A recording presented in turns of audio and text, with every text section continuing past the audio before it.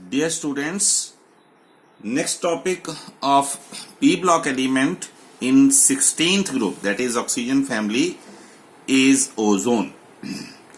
Ozone is allotropic form of oxygen. Allotropes having same chemical properties but different physical properties, different forms of the same element. So it is allotropic form of oxygen and it is above 20 kilometre than the surface of the earth. हमारे earth के surface से 20 kilometre ऊपर जाएं तो हमें ozone जो है एक लेयर की फॉर्म में मिलती है, थिक लेयर. अब ये ओजोन बनती किससे है? ऑक्सीजन से. By using ultraviolet rays which are very harmful for the human beings. Ultraviolet ray की प्रेजेंस में ऑक्सीजन जो है एंडोथर्मिक रिएक्शन करती है और एंडोथर्मिक रिएक्शन करने के बाद हमें ओजोन मिल जाता है. ये तो स्ट्रेटोस्फीयर जो 20 किलोमीटर ऊपर ट्रोपोस्फीयर के ऊपर स्ट्रेटोस्फीयर है, या वहां ये रिएक्शन होता है. Ultraviolet rays are harmful to human beings and are absorbed by oxygen to form ozone. But laboratory में हम इसको कैसे बनाते हैं? ऑक्सीजन में एक साइलेंट इलेक्ट्रिक डिस्चार्ज, इस तरह से इलेक्ट्रिक डिस्चार्ज करते हैं, करंट पास करते हैं कि हीट प्रोड्यूस ना हो, और फिर जो ऑक्सीजन है फॉर्म करती है ओजोन को. Reaction again endothermic, delta H is positive. अब ये साइलेंट इलेक्ट्रिक डिस्चार्ज क्यों पास किया? So that no decomposition will takes place of ozone again back into oxygen. Ozone की फिर से डीकंपोजिशन हो जाएगी ऑक्सीजन में अगर यहां हीट प्रोड्यूस होगी. बट हमें साइलेंट इलेक्ट्रिक डिस्चार्ज से इतना ज्यादा हीट प्रोड्यूस नहीं हुआ कि रिएक्शन बैकवर्ड जाए. Ozone is pale blue gas, heavy than air, it is heavier, and it liquefy to deep blue liquid. Ozone gas जब लिक्विफाई होती है तो डीप ब्लू कलर का लिक्विड मिलता है, और ज्यादा सॉलिडिफाई करें तो ये ब्लैक वायलेट कलर का सॉलिड बन जाता है. It is diamagnetic and if the concentration of ozone is more in air it is present in minutely amount, but अगर concentration ozone की एयर में बढ़ जाए तो हेडेक हो जाएगी, नाउजिया हो जाएगा.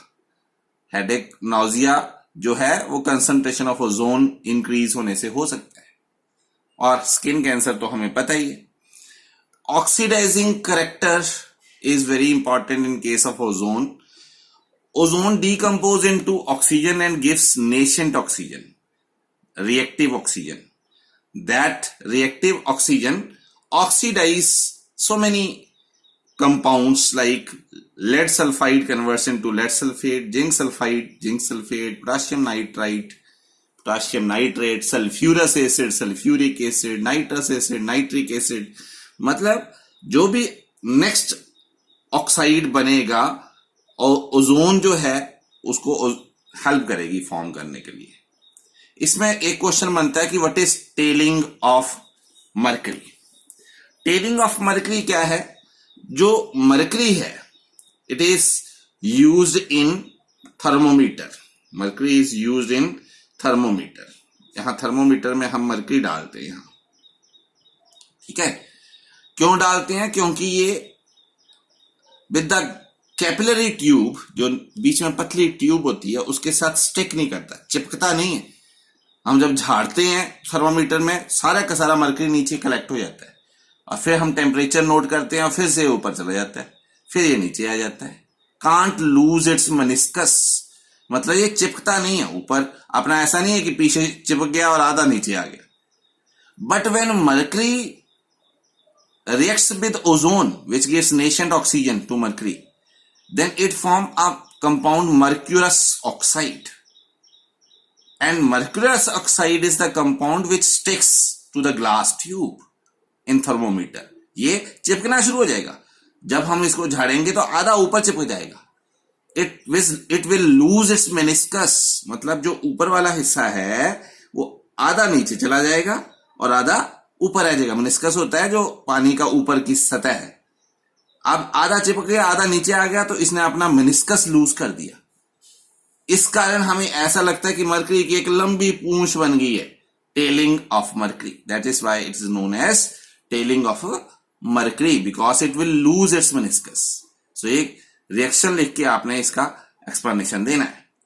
Next question is ozone act as a bleaching agent. It is used for the bleaching also, for the bleaching of fabrics, ivory, for bleaching of many compounds like vegetables also. Why? Because of its oxidizing nature. Because of oxidizing nature, that ozone will bleach many compounds. Like हमारे पास कोई vegetable colored material है जिसमें impurities हैं, तो ozone उसको oxidise करके colourless matter में convert कर देगी। मतलब रिएक्शन को इस ढंग से लिखने का मतलब ये है कि ओजोन इंप्योरिटीज को रिमूव कर देती है। So that's why due to oxidising character ozone act as a bleaching agent. Next is the structure of ozone.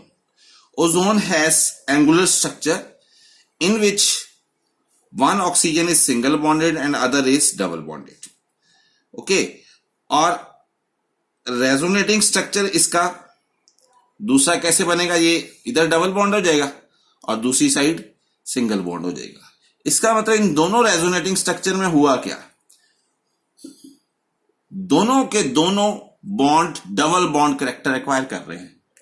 इस कारण एक क्वेश्चन भी आ जाता है आपको कि why in case of ozone all the bonds, यहां सिंगल और double bonds length is same, इन दोनों बॉन्ड्स की बॉन्ड लेंथ सेम क्यों है? Because both the bond try to acquire double bond character, दोनों डबल बॉन्ड बनना चाहते हैं। दैट्स वाई इनके जो बीच की जो बॉन्ड लेंथ है is the intermediate between single and double bond. दोनों के बीच की जो बॉन्ड लेंथ है अप्रोक्सीमेटली सेम होती है, सिंगल और डबल बॉन्ड के बीच में लाई करती है बिकॉज ऑफ रेजोनेटिंग स्ट्रक्चर।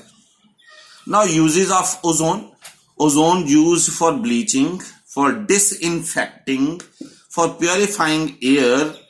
ये बहुत इंपॉर्टेंट है कि ओजोन प्योरीफाई करती है एयर को। इन सिनेमा जब हम मूवी देखना जाते हैं तो एक शो हो गया तो दूसरा शो जब लगेगा तो उसके पहले कुछ गैस जो है स्प्रे करते हैं ताकि जो पिछले लोग गए हैं कार्बन डाइऑक्साइड और बहुत सारी हार्मफुल गैसेस को रिलीज करके उनको प्योरीफाई किया जाए। अंडरग्राउंड रेलवेज में, ऑडिटोरियम बड़े बड़े में, माइंस में ऑक्सीजन को प्योरीफाई करने के लिए। एंड द स्लाटर हाउस होते हैं जहां पर जानवरों को काटा जाता है, बूचर खाना बोलते हैं हिंदी में इसको, बूचर खाना, स्लाटर्स house.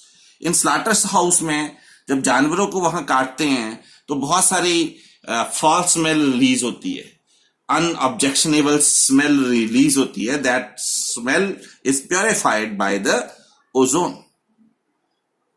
Now what is depletion of ozone layer? Due to chlorofluorocarbons which are also known as freons, chlorofluorocarbon in presence of sunlight gives nascent reactive chlorine. That chlorine reacts with ozone in stratosphere above 20 kilometer of the surface of Earth. Chlorine reacts with ozone to form chlorine oxide and ozone will changes into oxygen. अब stratosphere में ये जो reactive chlorine है इसका मतलब chlorofluorocarbon है। Chlorofluorocarbon ने reactive chlorine के साथ ओजोन को ऑक्सीजन में कन्वर्ट कर दिया। अब स्ट्रेटोस्फीयर में जो काम ओजोन कर रही है वो ऑक्सीजन नहीं कर सकती। ओजोन का काम है it act as umbrella for us, it protect us from the harmful ultraviolet rays, it protect us from the so many types of disease caused by UV rays. So ये ozone को chlorofluorocarbon ने तो oxygen में convert कर दिया। So that's why chlorofluorocarbons are very harmful, are very harmful for ozone layer, which immediately deplete ozone layer into the oxygen gas. Even 1% decrease in ozone leads to 2% increase in skin cancer. अगर 1% भी ozone layer कम हो जाए ना तो धरती पर 2% skin cancer का खतरा बढ़ जाता है. So that's why this is very important. Ozone layer is very important at the stratosphere. So many other oxides like oxides of nitrogen, oxides of sulfur are also cause depletion by the formation of their next oxide upon oxidation. So ozone से related आपके जो भी question बनते हैं वो आप prepare करो, उसके नोट्स तैयार करो, कोई भी प्रॉब्लम है तो पूछो. Thank you.